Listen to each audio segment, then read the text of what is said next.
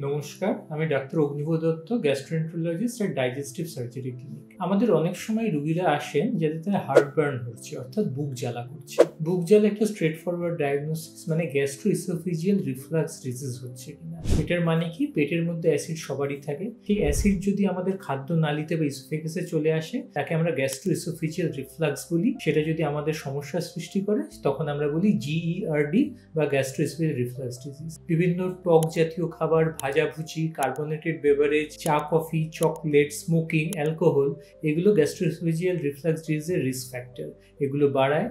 খাবার এবং শোয়ার মধ্যে অন্তত 2-2.5 ঘন্টার গ্যাপ থাকা উচিত। এবং যদি আমরা কখনো দেখতে পারি আনইনটেনশনাল ওয়েট লস হচ্ছে বা খাবার গিলতে অসুবিধে হচ্ছে, প্রচণ্ড বমি হচ্ছে বা বমিতে যদি ব্লাড দেখা যায়, তখন আমরা বলি যে না, তাদেরকে পরীক্ষা নিরীক্ষা দরকার আছে। তখন আমরা এন্ডোস্কোপি পরীক্ষার মাধ্যমে অন্য কোনো সমস্যা আছে কিনা দেখার চেষ্টা করি। ধন্যবাদ।